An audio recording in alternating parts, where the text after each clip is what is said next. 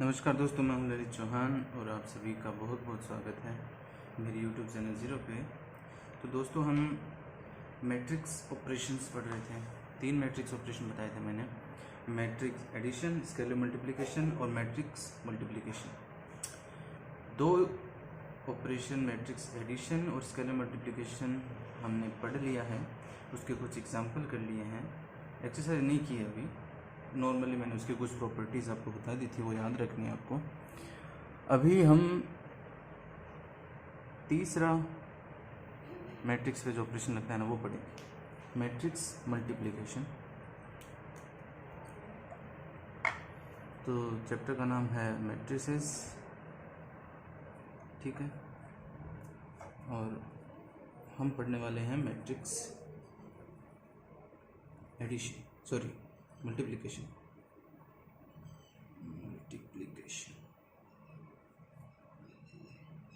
Spelling सही है, multiplication शायद सही है।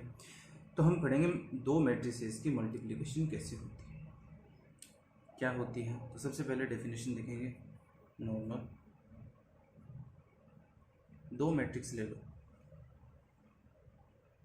इसका ऑर्डर ले लेते हैं हम m क्रॉस n। एक दूसरी मैट्रिक्स लेते हैं b, उसका ऑर्डर ले लेते हैं n क्रॉस p। एक मैट्रिक्स ले लेते हैं c, इसका ऑर्डर हम ले लेते हैं q क्रॉस p। 3 मैट्रिक्स लिए हैं। तो मैट्रिक्स सबसे पहले कंडीशन, ठीक है, तो मैट्रिक्स एडिशन होगा या नहीं होगा। तो हम देखेंगे कि a और c को मल्टीप्लाई करना है। देखो बहुत सारी चीज़ें हैं, ध्यान से देखना, इसमें बहुत सारी चीज़ें जहाँ पे गलत हो जाते हैं, अपन क्वेश्चन गलत हो जाता है। तो ध्यान से समझो, हम मल्टीप्लाई कर रहे हैं a और c को। ये मल्टीप्लाई का चिन्ह कभी आएगा नहीं, लेकिन जब a को मल्टीप्लाई करेंगे c से तो इसको लिखेंगे ac। ये मल्टीप्लाई का चिन्ह आएगा नहीं कभी, ध्यान रखना, ऐसे लिखेंगे। ac का मतलब है मैट्रिक्स a को मैट्रिक्स c से मल्टीप्लाई करना। ये कब होगी, तो इसकी कंडीशन देखो। कंडीशन कैसे, जब आपको 2 मैट्रिक्स को मल्टीप्लाई करना है। पहली मैट्रिक्स लिख ली मैंने जिसका ऑर्डर है m क्रॉस n, दूसरी मैट्रिक्स लिख ली c वाली जिसका ऑर्डर है q क्रॉस p। ऑर्डर में जो पहले लिखा होता है वो नंबर ऑफ रोज को रिप्रेजेंट करता है, जो बाद में लिखा होता है वो नंबर ऑफ कॉलम्स को रिप्रेजेंट करता है। तो यहाँ पे मैट्रिक्स a की नंबर ऑफ रोज कितनी है m, कॉलम कितने हैं n, c में रोज कितनी है q, कॉलम कितने हैं p। तो कंडीशन क्या है, कंडीशन ये है कि जो फर्स्ट मैट्रिक्स है उसके नंबर ऑफ कॉलम्स, मतलब जो पहली मैट्रिक्स है उसके नंबर ऑफ कॉलम्स बराबर होने चाहिए किसके, सेकेंड मैट्रिक्स के नंबर ऑफ रोज के, ठीक है। फर्स्ट मैट्रिक्स के number of column second matrix के नंबर ऑफ रोज के इक्वल होने चाहिए, तभी मैट्रिक्स मल्टीप्लिकेशन पॉसिबल है, अदरवाइज नहीं है। तो हम यहाँ चेक करेंगे, तो मैट्रिक्स ए और मैट्रिक्स सी का मल्टीप्लिकेशन कर रहे हैं हम। तो सबसे पहले लिखेंगे उनका ऑर्डर,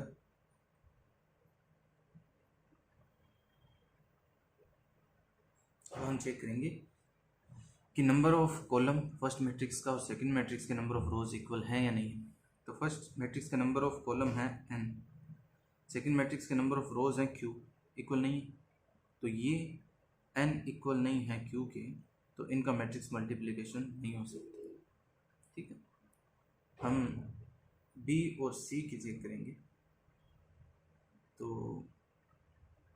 मैट्रिक्स b का ऑर्डर है n क्रॉस p और c का ऑर्डर है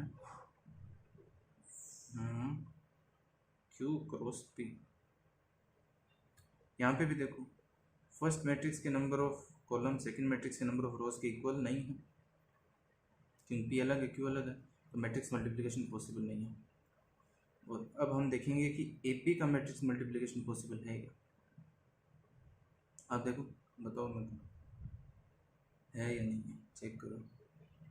फर्स्ट मैट्रिक्स के number of column second matrix के नंबर ऑफ रोज के इक्वल है क्या, n, अरे इक्वल निकल गए, निकल गए ना। तो जब फर्स्ट मैट्रिक्स के number of column second matrix के नंबर ऑफ रोज के इक्वल निकल जाए तब उनका मैट्रिक्स मल्टीप्लिकेशन पॉसिबल है। कैसे होगा वो बात की बात है, ठीक है। तो आपको करना क्या है, जिन भी दो मैट्रिक्स को मल्टीप्लाई करना है तो किसको किससे करना है। मान लो ए पी लिखा है, ए पी लिखा है मतलब ए को बी से मल्टीप्लाई करना है, तो आप चेक कैसे करोगे। तो आपको क्या करना है, पहले ए का ऑर्डर लिख लो एम क्रॉस एन, फिर बी का ऑर्डर लिख लो एन क्रॉस बी। यदि ये दोनों चीज़ें सेम है ना, यदि ये दोनों नंबर इक्वल हैं, मतलब फर्स्ट का नंबर ऑफ कॉलम सेकंड का नंबर ऑफ रोज इक्वल हैं, तो मल्टीप्लिकेशन पॉसिबल है, मैट्रिक्स मल्टीप्लिकेशन, वरना पॉसिबल ही नहीं। तो ये तो कंडीशन थी। क्या कंडीशन है कि जब आपको ए बी निकालना है, मतलब ए को बी से मल्टीप्लाई करना है, तो फर्स्ट मैट्रिक्स के number of column second matrix के नंबर ऑफ रोज के इक्वल होनी चाहिए। ये है कंडीशन, तभी मैट्रिक्स मल्टीप्लिकेशन पॉसिबल है, वरना नहीं। ठीक है। अब आपको एक चीज़ बताता हूँ, बहुत इंपॉर्टेंट चीज़ है, ध्यान से देखना। देखो ए बी का मतलब है मैट्रिक्स ए को बी से मल्टीप्लाई करना, और बी ए का मतलब है बी को ए से मल्टीप्लाई करना, लेकिन इन दोनों का आंसर इक्वल आए ये कभी ज़रूरी नहीं है। ठीक है, वो मैं जब पहले बताऊंगा कि कैसे करते हैं, उसके बाद देखेंगे ये चीज़, लेकिन ये ध्यान में रखना ए बी बी ए के हमेशा इक्वल हो जरूरी नहीं, हो भी सकती है लेकिन हमेशा हो ये ज़रूरी नहीं है। ठीक है, मतलब इन दोनों को हम बराबर लिखें ये चीज़ गलत है। कोई बाई चांस बराबर हो सकती है, लेकिन मैथ्स के अंदर कोई चीज़ बाई चांस हो उसको हमेशा सही नहीं मानते। ठीक है, तो इससे पहले हम देखेंगे कि matrix A matrix B multiply करते हैं तो हो रहा क्या है, कैसे मल्टीप्लाई करते हैं। ठीक है, तो वो मैं आपको बताता हूँ। एक छोटा सा एग्जांपल लेते हैं, उससे समझ जाओ। ठीक है, तो मैं मैट्रिक्स ये हमें निकालना है, ए को बी से मल्टीप्लाई करके निकालना है। मैट्रिक्स ए लिख रहा हूँ 1 2 3 4। मैट्रिक्स बी है 3 2 6 9 8 2। दो मैट्रिक्स है, तो सब इनको मल्टीप्लाई करना है। तो सबसे पहले हम देखेंगे कि मल्टीप्लाई हो सकती है या नहीं हो सकती। तो उसके पहले सबसे पहले हम इनका ऑर्डर लिखेंगे। इसका ऑर्डर है 2 क्रॉस 2, इसका है 2 क्रॉस 3, तो ये नंबर सेम है, तो इनका मैट्रिक्स मल्टीप्लिकेशन हो सकता है। अब होता कैसे, तो मैं आपको बताता हूँ कि इनका मैट्रिक्स मल्टीप्लिकेशन कैसे होता है। जब आपको ए बी फाइंड करना हो ना, तो सबसे पहले क्या करो, ए को लिख लो, पहले तो चेक करो कि पॉसिबल है या नहीं है। अगर आपको ये मिल जाए कि पॉसिबल है, तो पहले तो उसको लिख लो, फिर दूसरी वाली मैट्रिक्स को लिख लो 3 2 6 9 8 2, ये लिख लिया, पॉसिबल है, तभी हमने लिखा है। अब मैट्रिक्स मल्टीप्लाई कैसे होगा, अब हम क्या करेंगे कि जो फर्स्ट मैट्रिक्स है उसकी फर्स्ट रो को पिक करेंगे और सेकेंड मैट्रिक्स के फर्स्ट कॉलम के साथ कंबाइन करेंगे। ठीक है, अब कंबाइन करना कैसे है वो देखो। हमने पहले फर्स्ट रो पिक करी जिसके एलिमेंट क्या है 1 2, इसको उठा के इसके ऊपर रखेंगे। फर्स्ट मैट्रिक्स की फर्स्ट रो को सेकेंड मैट्रिक्स के फर्स्ट कॉलम पे, मतलब रो को पुट करना है कॉलम के ऊपर। कैसे, इस 1 2 को उठा के मैंने पुट कर दिया, तो 3 9 है कॉलम में, तो 3 के क्रॉसपोंडिंग तो आ गया 1 और 2 किसके क्रॉसपोंडिंग आ गया 9 की। ठीक है, पुट कर दिया इनके साथ में। अब जो साथ साथ में है उनको तो मल्टीप्लाई कर दो, और जो इनका आंसर आया ना दोनों का, उनको हमें करना है प्लस। तो क्या करना है, रो उठाओ कॉलम के ऊपर रखो, क्रॉसपोंडिंग एलिमेंट्स को मल्टीप्लाई कर दो और उनका जो आंसर है उनको प्लस कर दो। तो 3 1 जा 3, 9 2 जा 18, और इन दोनों को जोड़ो तो मिल जाएंगे 21। ठीक है, तो फर्स्ट एलिमेंट क्या लिखा जाएगा 21। अभी वापस फर्स्ट रो उठानी है, सेकंड कॉलम पे टिकाओ इसको। ठीक है, तो सेकंड कॉलम में 2 8 है, तो वो फर्स्ट रो को ही टिकाना है, तो 1 2, इन दोनों को मल्टीप्लाई कर दो, जो आंसर निकले उसको प्लस कर दो। 2 16 16 और 2 को प्लस करो तो कितने मिल जाएंगे 18, ये लो 18। अब वापस फर्स्ट रो को लो थर्ड कॉलम पे, थर्ड कॉलम के साथ ऑपरेट करो इसको, वही करस्पॉन्डिंग एलिमेंट्स को मल्टीप्लाई, बाकी जो आंसर है उनको जोड़ दो। ठीक है, तो पहले फर्स्ट रो ली, उसका फर्स्ट कॉलम के साथ ऑपरेट किया, सेकंड कॉलम के साथ किया, थर्ड कॉलम के साथ किया एलिमेंट। आप फिर जो आंसर आए उनको रो में ही लिखना है। ठीक है, फर्स्ट रो के जितने आंसर आएंगे उनको फर्स्ट रो में लिखना है, सेकंड रो के जितने आंसर आएंगे अब सेकंड रो में लिखेंगे। तो सेकंड रो उठाओ 3 4, फिर वापस उसको फर्स्ट कॉलम के साथ ऑपरेट करो, 9 1 और 3 4, इनको तो मल्टीप्लाई कर दो, 3 3 जा 9, 4 9 जा 36 और इनको कर दो प्लस 45। फिर फर्स्ट रो को सेकंड कॉलम के साथ करो, वही 2 8 है तो 3 4, 2 3 जा 6, 4 8 जा 32, इनको जोड़ोगे तो आएगा 38, 38 लिख दिया। 3 4 को इसके साथ ऑपरेट करो 6 2 के साथ, 3 4, 6 3 जा 18, 4 2 जा 8, इनको सम करो तो आएगा 26। ये तो ऐसे होगा आपका मैट्रिक्स मल्टीप्लिकेशन। क्या करना है, पहले तो चेक करना है हो सकता है या नहीं हो सकता। अगर हो सकता है तो कैसे करना है, फर्स्ट रो पिक करो, फिर उसको first column second column third column के साथ ऑपरेट करो। ऑपरेट कैसे करना है, उन पहले कॉलम लिख लो, फिर रो लिख लो, उनके करस्पॉन्डिंग एलिमेंट्स को मल्टीप्लाई करो, जो आंसर है उनको प्लस कर दो, तो आपके पास उन दोनों मैट्रिक्स का प्रोडक्ट निकल के आ जाएगा। इसका ऑर्डर कितना है बताओ, 2 क्रॉस 3। ये आप ये जो ऑर्डर है ना 2 क्रॉस 3, ए का ऑर्डर कितना है 2 क्रॉस 2, बी का ऑर्डर कितना है 2 क्रॉस 3। तो इनका जो आंसर आएगा, मतलब इन दोनों को मल्टीप्लाई करने पे जो नई मैट्रिक्स बनेगी उसका ऑर्डर हमेशा क्या होगा कि ये जो दो कॉमन आए हैं ना, फर्स्ट मैट्रिक्स के number of column, second matrix के नंबर ऑफ रोज, ये दोनों इक्वल होने चाहिए, उनको तो आप काट दो, बचा क्या 2 क्रॉस 3, वही क्या होगा नई मैट्रिक्स का ऑर्डर होगा हमेशा। ठीक है, समझ गए। एक चीज़ और बताता हूँ आपको कि मान लो आपको ये पूछ लें कि इन दोनों को मल्टीप्लाई करो, बहुत इंपॉर्टेंट चीज़ है, ध्यान रखना, इन दोनों को मल्टीप्लाई करो और ये वाला एलिमेंट सीधे फाइंड करो, बाकी नहीं करना। इस एलिमेंट की पोजीशन बताना, मैंने आपको बताया था ना कैसे लिखते हैं, सेकंड रो सेकंड कॉलम, तो इसके हो गया रो और कॉलम, तो इसकी पोजीशन क्या है 2 2। आपको सीधे पूछ ले कि ए को बी से मल्टीप्लाई करो और जो 2 2 एलिमेंट आने वाला है वो बताओ, या फिर ये पूछ ले कि जो 2 3 एलिमेंट बनेगा वो कैसे बनेगा, बाकी फाइंड नहीं करना है आपको। तो वो कैसे फाइंड करोगे, डायरेक्ट। तो डायरेक्ट मैं आपको बताता हूँ 2 3 एलिमेंट नई मैट्रिक्स का मल्टीप्लाई करने के बाद जो बनेगा वो कैसे बनेगा।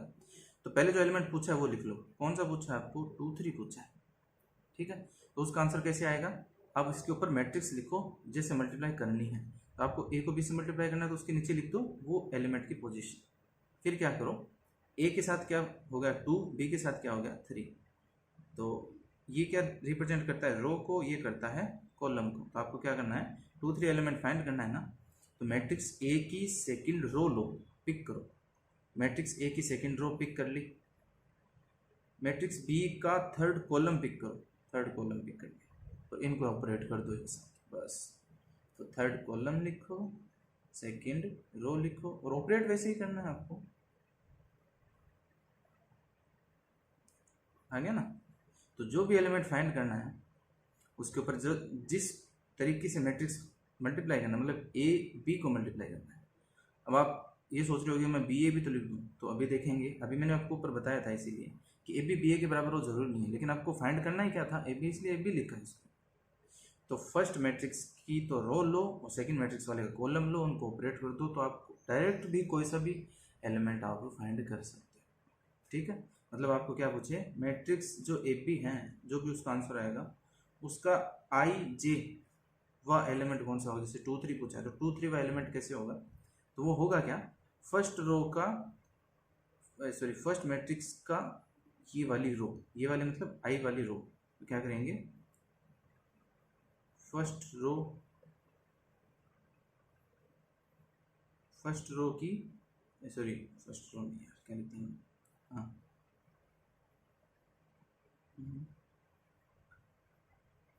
pick the ith row of first matrix and operate with jth column। जेथ column of second matrix. First matrix की ith रो लो, सेकेंड मैट्रिक्स का जेथ कॉलम लो, उनको ऑपरेट कर दो। या फिर मैं ये तो मैंने आपको मतलब नॉर्मल लैंग्वेज में बताया है। बुक की लैंग्वेज में मैं आपको बताता हूँ कि कोई मैट्रिक्स है, उनको मल्टीप्लाई कर दिया तो उसका आई जे वह जो एलिमेंट है, मान लो पूछ लिया आपको कि वो लिखो एग्ज़ाम में, तो एग्ज़ाम में आपको क्या लिखना है, the sum of the product. हम क्या कर रहे हैं, एलिमेंट निकाल कैसे रहे हैं, सम कर रहे हैं ना, इनको जोड़ ही तो रहे हैं। किनको जोड़ रहे हैं, प्रोडक्ट को, क्रॉसपोंडिंग एलिमेंट का जो प्रोडक्ट है उनको जोड़ रहे हैं, तभी तो वो एलिमेंट निकल के आ रहा है 26। ये देखो 26 निकाला था। तो मैं आपको उसकी डेफिनेशन बता रहा हूँ जो आपको एग्जाम में लिखनी है। The sum of the product of elements of ith row of matrix A with the corresponding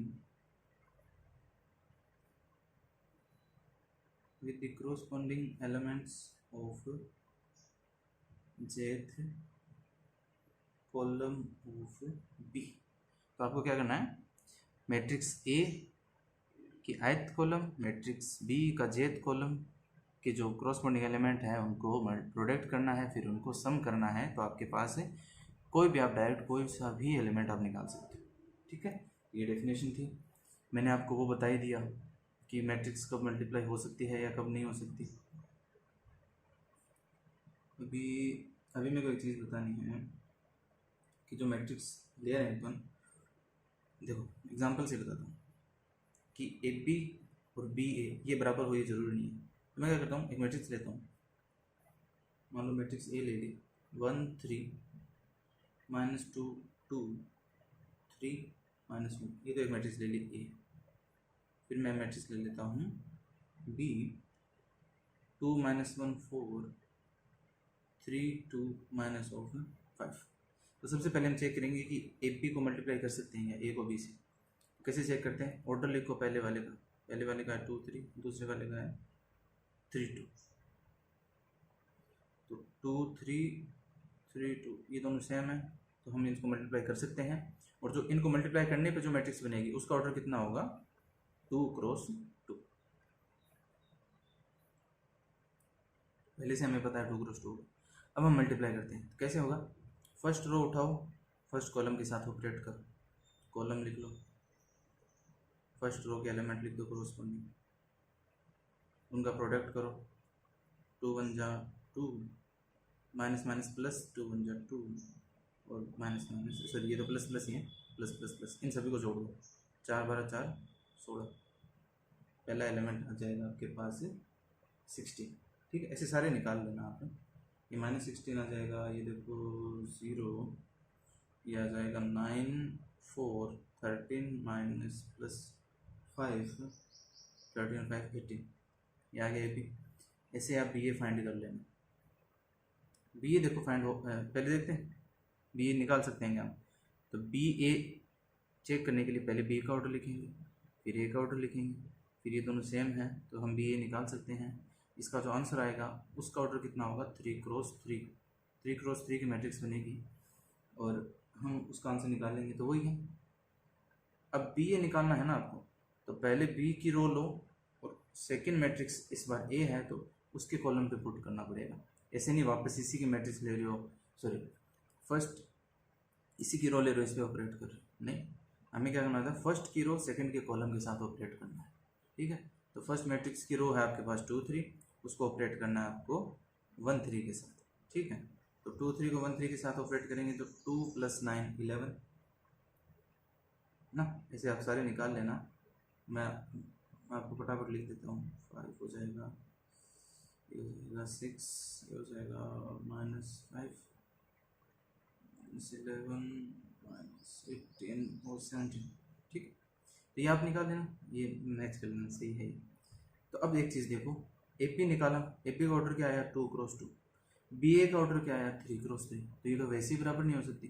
क्यों, दो मैट्रिक्स कब बराबर होती है, ये मैट्रिक्स इसके सबसे पहले उसका ऑर्डर बराबर होना चाहिए। इक्वलिटी ऑफ द मैट्रिक्स शुरू में बताया था मैंने नहीं पता तो पीछे वाले वीडियोस में देख लो। इक्वलिटी ऑफ मैट्रिक्स, तो दो मैट्रिक्स का बराबर होती है, सबसे पहले उनका ऑर्डर इक्वल होना चाहिए। ठीक है, मतलब नंबर ऑफ रोज के बराबर, नंबर ऑफ कॉलम के बराबर, और बाद में क्रॉसपोंडिंग एलिमेंट्स बराबर होने चाहिए। लेकिन यहाँ पे तो क्या है, ऑर्डर ही बराबर नहीं है, तो कोई मतलब ही नहीं इनके बराबर होने का। तो हमेशा जो मैट्रिक्स है ए पी और बी है, दो मैट्रिक्स को अगर हम आगे पीछे लिख के मल्टीप्लाई करें ना, तो वो ज़रूरी नहीं कि बराबर हो भी सकती है, लेकिन नहीं है। ठीक है, ज़्यादा चांस ये है कि नहीं हो सकती। इस अगर हो जाती, आगे पीछे लिख के अगर हम ऑपरेट करें ना, उसको बोलते हैं कम्यूटेटिविटी। मतलब मैट्रिक्स मल्टीप्लिकेशन में क्या नहीं होती, कम्यूटेटिविटी नहीं होती। मैट्रिक्स मल्टीप्लिकेशन नहीं होती, लेकिन मैट्रिक्स एडिशन में होती है। मतलब आप चाहें ए में बी जोड़ दो या फिर बी में ए जोड़ दो, आंसर सेम ही आता है हमेशा। लेकिन मल्टीप्लाई में सेम आए ये ज़रूरी नहीं है, तो ये चीज़ आपको याद रखनी है। ठीक है, अब इसकी प्रॉपर्टीज़ दिखा देता हूँ मैं आपको। तो ये कम्यूटेटिविटी वाली तो मैंने आपको बता दी कि मैट्रिक्स मल्टीप्लिकेशन में कम्यूटेटिविटी नहीं होती। चलो दोबारा लिखा देता हूँ। अब प्रॉपर्टीज़ पढ़ते हैं। ठीक है, प्रॉपर्टीज़ ऑफ मैट्रिक्स मल्टीप्लिकेशन। तो सबसे पहले तो मैं ये लिखाऊंगा जो अभी लिखी है, क्या कि matrix multiplication is not commutative. मतलब उनको आगे पीछे लिख के जब आप मल्टीप्लाई करते हो तो ज़रूरी नहीं कि उनका आंसर बराबर आ जाए, आ भी जाए, लेकिन ज़्यादा चांस ये कि नहीं है। ठीक है, फिर है matrix multiplication is associative. Associative property देखो क्या होती है। एसोसिएटिव प्रॉपर्टी होती है ये वाली, कि आप पहले b को c से मल्टीप्लाई कर दो, फिर जो आंसर है उसको a के साथ मल्टीप्लाई कर दो, या फिर पहले a को b के साथ मल्टीप्लाई कर दो, फिर जो आंसर है उसको c के साथ मल्टीप्लाई कर दो, तो वो दोनों चीज़ें क्या आएगी, इक्वल। लेकिन आप देखो, ध्यान दो, a b c लिखा है तो यहाँ पे a b c ही है। मैं b और c आगे पीछे नहीं लिख सकता, क्यों? क्योंकि हमें पता है कि जो बी सी है वो सी बी के बराबर नहीं होता। ठीक है, तो एसोसिएटिविटी क्या कहती है कि पहले किन्हीं दो ऑपरेट कर लो, किन्हीं दो को एक साथ ऑपरेट कर लो, फिर आंसर को किसी तीसरे के साथ ऑपरेट कर लो। लेकिन ऐसे नहीं है कि आप पहले ए को सी के साथ मल्टीप्लाई करो, कर ही नहीं सकते, है ना, क्योंकि बीच में बी बैठा है। तो या तो आप ए बी को मल्टीप्लाई करो या बी सी को मल्टीप्लाई करो। ठीक है, ये मैट्रिक्स मल्टीप्लिकेशन कहता है। तो आप ए को डायरेक्ट सी से मल्टीप्लाई नहीं कर सकते, सी से मल्टीप्लाई करने के लिए सी को इधर लाना पड़ेगा, बी को इधर भेजना पड़ेगा, ऐसे लिखना पड़ेगा इसको। और ऐसे लिखते हैं क्या बी सी बी के बराबर है, नहीं होता। तो हम ऐसा तो कभी नहीं कर सकते, ध्यान रखना। ये होती है एसोसिएटिविटी प्रॉपर्टी, कि पहले किन्हीं दो ऑपरेट कर लो, किन्हीं दो को, और आंसर को तीसरे के साथ ऑपरेट कर लो, आंसर सेम ही आता है। लेकिन हम उनको आगे पीछे नहीं ले सकते।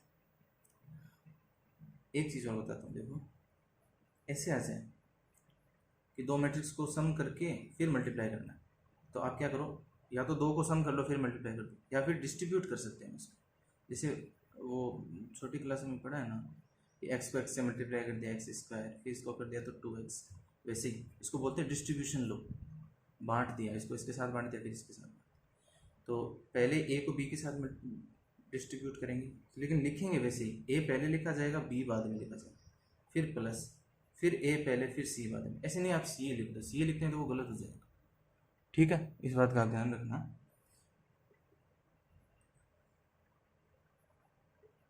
यह ऐसे होता है, तो ए पहले ही है ना, तो ए पहले ही लिखा जाएगा, फिर सी लिखा जाएगा, फिर प्लस बी और सी। जो पहले वो पहले लिखा जाएगा। मल्टीप्लिकेशन में आपको ये बहुत ध्यान रखना है, क्यों? क्योंकि पहले प्रॉपर्टी यही है कि कम्यूटेटिव नहीं हो सकते। आप उनको आगे पीछे लिख दोगे, लिखते ही ना क्या हो जाएगा, आपका काम खराब हो जाएगा, गलत हो जाएगी चीज़। ठीक है, अब मैं आपको एक आइडेंटिटी प्रॉपर्टी बताता हूँ कि किसी भी मैट्रिक्स को आइडेंटिटी मैट्रिक्स के साथ मल्टीप्लाई करो तो वापस वही मैट्रिक्स आती है। ठीक है, इनको आप आगे पीछे लिख सकते हो, इसमें कोई दिक्कत नहीं है। और सॉरी, मैं ये कह रहा था कि किसी मैट्रिक्स को किसी ऐसे मैट्रिक्स के साथ मल्टीप्लाई करें जो वापस वही मैट्रिक्स आ जाए, तो ये मैट्रिक्स आइडेंटिटी मैट्रिक्स कहलाती है। और ये आइडेंटिटी मैट्रिक्स की डेफिनेशन मैंने बताई थी कि जितने भी ऑर्डर की लिखनी है तो पहले तो उस ऑर्डर की स्क्वायर मैट्रिक्स होनी चाहिए। जैसे मान लो I3 निकालो, तो 3 ऑर्डर की होनी चाहिए, डायगोनल एलिमेंट सारे होंगे 1, बाकी सारे क्या होंगे 0। ठीक है, तो इनको आप आगे पीछे लिख के मल्टीप्लाई कर सकते हो, वापस वही ए ही आएगा और ये कहलाएगी आइडेंटिटी मैट्रिक्स। फिर अभी देखो मैं आपको एक दो तीन चीज़ें बताऊंगा, इम्पोर्टेंट है, बहुत इम्पोर्टेंट है। एक एग्जांपल लेके बताता हूँ। पहले देखो मैं क्या बता रहा हूँ कि दो मैट्रिक्स को मल्टीप्लाई किया, वो 0 आ गए। देखो हमने ऐसे पढ़ा है ना कि x और x+2 यदि 0 है तो या तो x 0 होगा या x+2 0 होगा, है ना। लेकिन वो यहाँ लागू नहीं होती वो चीज़ें। क्यों? मान लो दो मैट्रिक्स हैं, उनका प्रोडक्ट 0 आ गया, उनको मल्टीप्लाई किया 0 आ गया, तो ये ज़रूरी नहीं है कि या तो a 0 होगा या फिर b 0 होगा। क्यों नहीं है कि ये देखो मैं आपको एग्जांपल बताता हूँ। मैट्रिक्स लेते हैं, मैट्रिक्स और लेते हैं, दो मैट्रिक्स ले ली, इनका प्रोडक्ट करते हैं। प्रोडक्ट कैसे करते हैं? फर्स्ट मैट्रिक्स की फर्स्ट रो सेकंड मैट्रिक्स की फर्स्ट कॉलम के साथ ऑपरेट करेंगे तो आ जाएगा 0। ठीक है, फिर इसके साथ करेंगे तो 0 0 0। देखो AP का प्रोडक्ट क्या आ गया 0, लेकिन A 0 है क्या? नहीं है। A 0 होने का मतलब क्या है? कोई भी मैट्रिक्स 0 मैट्रिक्स तब कहलाती है जब उसके सारे एलिमेंट 0 हो, लेकिन ये एक एलिमेंट 0 नहीं है, इसमें भी एक एलिमेंट 0 नहीं है। फिर भी क्या हुआ, दोनों 0 मैट्रिक्स नहीं होते हुए उनका प्रोडक्ट क्या आ गया 0। इसलिए कोई दो मैट्रिक्स का प्रोडक्ट 0 आ रहा है, इसका मतलब ये नहीं है कि ये दोनों 0 होंगे। ठीक है, ये नॉन 0 भी हो सकते हैं। ठीक है, इस बात का आप ध्यान रखना कि दो नॉन 0 मैट्रिक्स को भी मल्टीप्लाई करने पर 0 मैट्रिक्स आ सकती है। एक और प्रॉपर्टी कि किसी मैट्रिक्स को 0 मैट्रिक्स के साथ आप मल्टीप्लाई करोगे ना तो हमेशा 0 मैट्रिक्स आएगी। इनको भी आप आगे पीछे लिख सकते हो, कोई दिक्कत नहीं है। आइडेंटिटी के साथ मल्टीप्लाई करोगे तो वापस वो मैट्रिक्स आ जाएगी। 0 मैट्रिक्स के साथ मल्टीप्लाई करोगे तो 0 मैट्रिक्स, कोई भी मैट्रिक्स ले लो 1 2 3 4, इसको 0 मैट्रिक्स के साथ मल्टीप्लाई करो, देखो क्या आता है। इसको इसके साथ ऑपरेट करो 0 0 0 0। क्यों? देखो 1 2 से मल्टीप्लाई करो 0 + 0 0 आ गया, सभी से 0 ही आएगा। तो किसी भी मैट्रिक्स को 0 मैट्रिक्स, या इसको नल मैट्रिक्स भी बोलते हैं, उसके साथ जब आप मल्टीप्लाई करोगे ना तो वो 0 ही आएगा। ठीक है, और तो एक ही चीज़ ये और देख लो कि यदि ए बी 0 आ जाए, ए को बी से मल्टीप्लाई करो 0 आ जाए, तो बी ए 0 आएगा, ये कभी जरूरी नहीं है ना। वही मैंने बताया था ना कि यदि ए बी और बी ए बराबर तो होते नहीं है, यहाँ पे क्या है ए बी 0 के बराबर है, तो ये जरूरी नहीं है कि बी ए 0 हो जाए। क्यों? ये दोनों चीज़ें तो कभी बराबर होती नहीं है, कभी कभी हो सकती है बाई चांस, लेकिन हमेशा बराबर नहीं होती, इसलिए हम ये मानते हैं कि ये बराबर होती नहीं। देखो मैं इसको एग्जांपल से बताता हूँ आपको। एक मैट्रिक्स ले लो ए, वही मैट्रिक्स जो अभी ली थी ना पहले, तो इनका प्रोडक्ट तो क्या आएगा 0 आएगा, हमें पता है। अब हम निकालेंगे बी ए, तो इसको पहले लेंगे, तो पहले वाले की रो और सेकंड वाले का कॉलम, उनको ऑपरेट करो। तो यहाँ पे लिखेंगे 1 0, 1 को 0 से मल्टीप्लाई किया, 0 को 0 से मल्टीप्लाई किया, फिर उनको सम कर दिया, फिर आ जाएगा 1 0। तो देखो ए बी 0 आ रहा है, इसका मतलब ये कतई नहीं है कि बी ए भी 0 आ जाए। ठीक है, ये कुछ प्रॉपर्टी है।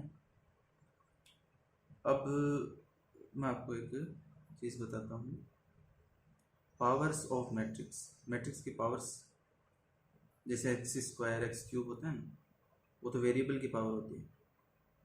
अब हम मैट्रिक्स की पावर निकालेंगे, तो मैट्रिक्स की पावर निकालने की पहली कंडीशन है, एक कंडीशन है कि मैट्रिक्स क्या होनी चाहिए, स्क्वायर मैट्रिक्स होनी चाहिए,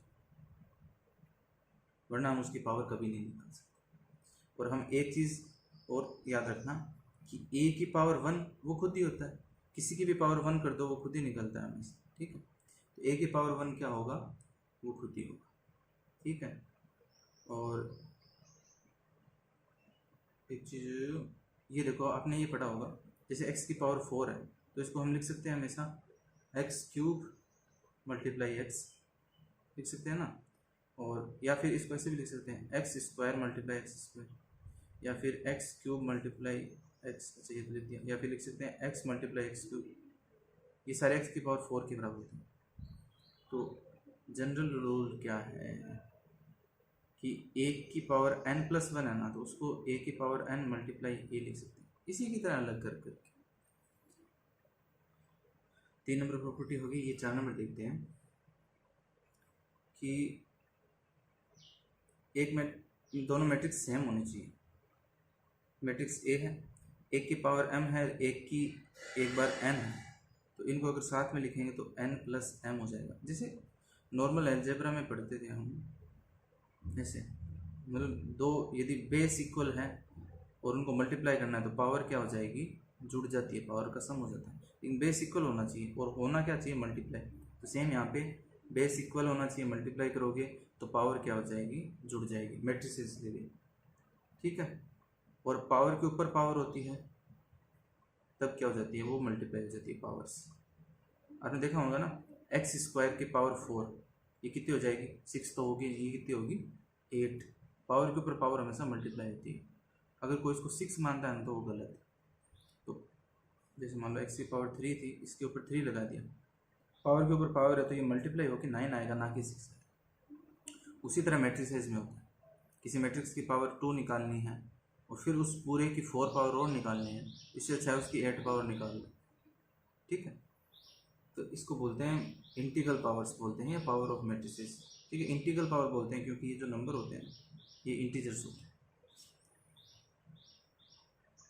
ये सारे नेचुरल नंबर्स होते हैं, सॉरी इंटीजर्स नहीं होते, नेचुरल नंबर होते हैं, या बोल सकते हो पॉजिटिव इंटीजर्स होते हैं, ठीक है। नेगेटिव भी होते हैं, लेकिन नेगेटिव वाली क्या है अभी आपको यहाँ नहीं पढ़नी, ठीक है। यहाँ पे ये जो प्रॉपर्टी है ना, ये सिर्फ पॉजिटिव इंटीजर्स या फिर नेचुरल नंबर से फॉलो करते हैं, जैसे 1 2 3 इन्फिनिट। ऐसे नहीं है आप 3/2 निकाल रहे हो, तो वो वहाँ पे ये काम नहीं करती, ठीक है। सिर्फ नेचुरल नंबर्स पे, मतलब जो काउंटिंग्स वाले नंबर होते हैं ना उनके लिए काम करेगा। ये एक और होते हैं माइनस वाले भी निकाल सकते हैं हम, लेकिन वो अभी नहीं, वो अगले चैप्टर में निकालेंगे। तो यहाँ पे तो सिर्फ ये जो नंबर है ना m और n, ये क्या है, नेचुरल नंबर्स, नेचुरल नंबर्स बोलते हैं इनको, या फिर आप बोल सकते हो पॉजिटिव इंटीजर्स। हम नेगेटिव भी निकालेंगे लेकिन अगले चैप्टर, ठीक है। उसके लिए एक डिटरमिनेंट की जरूरत पड़ती है, वो आपको बतानी पड़ेगी पहले, ठीक है।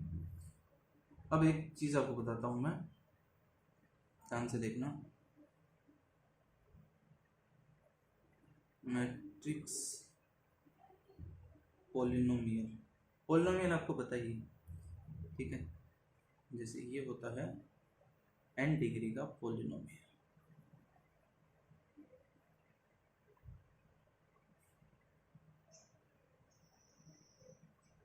कौन से वाले, ये जैसे x² + 3x + 2, ये 2 डिग्री का पॉलिनोमियल है। डिग्री कैसे बताएंगे पॉलिनोमियल की, हाईएस्ट पावर, इसकी हाईएस्ट पावर कितनी है 8, तो ये पॉलिनोमियल है 8 डिग्री का। इसकी हाईएस्ट पावर है n, तो ये पॉलिनोमियल है n डिग्री का, ठीक है।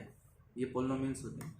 तो मैट्रिक्स पॉलिनोमियल का मतलब क्या होता है, मैट्रिक्स पॉलिनोमियल का मतलब होता है x की जगह कोई मैट्रिक्स रख दो, f ऑफ मान लो मैट्रिक्स a रख दी, तो हर x की जगह क्या आ जाएगा, a आ जाएगा। तो यहाँ पे x की पावर n थी, अब a की पावर n आ जाएगी, a की पावर n-1 आ जाएगी, a की पावर n-2 आ जाएगी, और ये कांस्टेंट है। तो ये तो सारे कहलाते हैं कोफिशिएंट्स, जो भी वेरिएबल के साथ मल्टीप्लाई में लिखे होते हैं ना वो सारे कोफिशिएंट्स कहलाते हैं।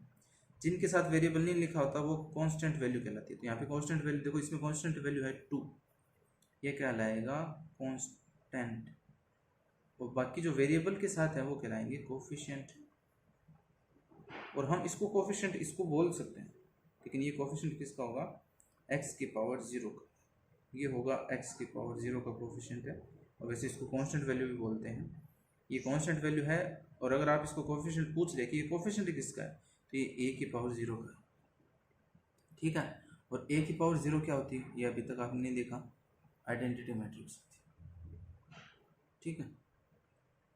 तो ये था मैट्रिक्स पोलिनोमियल कि यदि एफ एक्स कोई पोलिनोमियल है तो एक्स की जगह ए रिप्लेस कर दें तो ये जो बन गया ना, इसको बोलते हैं हम मैट्रिक्स पोलिनोमियल। जैसे मैं आपको एग्जांपल लेके बताता हूँ, एक्स स्क्वायर माइनस 2 है, ये पोलिनोमियल है, आपको बोलेंगे इसका मैट्रिक्स पोलिनोमियल निकालो, तो मैं क्या करूँगा, एक्स की जगह ए रख दूँगा। अब जो मैट्रिक्स ए है पहले उसकी पावर निकालूंगा, 2 पावर, मान लो कोई मैट्रिक्स है 1 2 3 4, इसकी 2 पावर निकालो। तो 2 पावर निकालने का मतलब होता है उस मैट्रिक्स को उसी से मल्टीप्लाई करना 2 बार। 3 पावर का मतलब होता है 3 बार मल्टीप्लाई करना।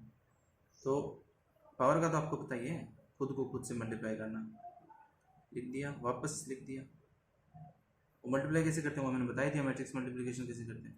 तो फर्स्ट रो लो, फर्स्ट कॉलम के साथ ऑपरेट करो, तो 1 1 जा 1, 2 3 जा 6, और 6 और 1 कितने हो गए 7। फिर 1 1 2 जा 2, 2 4 जा 8, 8 2 कितने हो गए 10 हो गए क्या। ऐसे आप इसको निकाल लेना, 3 1 जा 3, 4 3 जा 12, 12 और 3 कितने हो गए 15, 3 2 जा 6, 4 4 जा 16, और 16 और 6 कितने हो गए 22। तो ये आ गया ए स्क्वायर। आपको निकालना है एफ ऑफ ए। देखो मैंने बताया था यहाँ पे क्या होती है ए की पावर 0, या आप उसको लिख सकते हो आइडेंटिटी मैट्रिक्स। तो आइडेंटिटी मैट्रिक्स का ऑर्डर कितना होगा, वो उतना ही होगा जो ए का ऑर्डर है। तो ए का ऑर्डर है 2 क्रॉस 2, तो यहाँ पर आइडेंटिटी मैट्रिक्स क्या होगी 1 1 0 0। तो ए स्क्वायर का मान हमारे पास है 7 15 10 22 -2 1 0 0 1। अब इस 2 को मैट्रिक्स से मल्टीप्लाई करते हैं, ये है स्केलर मल्टीप्लिकेशन। तो वो स्केलर मल्टीप्लिकेशन कैसे होता है वो मैंने आपको बताया था। कैसे करते हैं, मैट्रिक्स के हर एलिमेंट को उस नंबर से मल्टीप्लाई करते हो, 2 1 जा 2 0 0 2, हर नंबर से मल्टीप्लाई कर दिया 2 को। अब माइनस कैसे करेंगे, क्रॉसपोंडिंग एलिमेंट्स को माइनस कर लो। 7 में से 2 गया 5, 10 में से 0 गया 10, 15 में से 0 गया 15, 22 में से 2 गया 20। तो ये निकल के आ गया एफ ऑफ ए।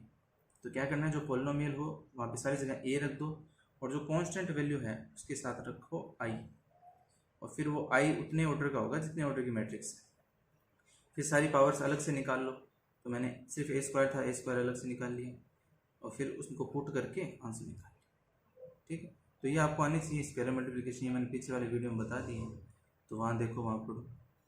ठीक है, तो ये अभी कंसेप्ट तो मैंने आपको सारे बता दिए, मैट्रिक्स मल्टीप्लिकेशन का बता दिया, मैट्रिक्स एडिशन का बता दिया। अब हमें करनी है, मैं मैट्रिक्स एडिशन सॉरी मल्टीप्लिकेशन तो बता ही दिया कैसे करते हैं। अब इसके क्वेश्चन करने हैं बहुत सारे, तो हम एक्सरसाइज कर लेते हैं। एक्सरसाइज में बहुत सारे क्वेश्चन हैं, अच्छे अच्छे क्वेश्चन हैं, वो सारे देख लेंगे। और उसमें दो तीन चार क्वेश्चन है जो बहुत इंपॉर्टेंट है, तो वो हम एक्सरसाइज में देखेंगे। तो देखते रहिए, पढ़ते रहिए, और अगर आपके कोई कंफ्यूजन हो कभी भी कहीं भी तो आप मेरे को कॉल कर सकते हो, या आप मेरे को व्हाट्सएप कर सकते हो। व्हाट्सएप के नीचे वाले नंबर है। ठीक है, थैंक यू फॉर वॉचिंग, देखते रहिए, पढ़ते रहिए।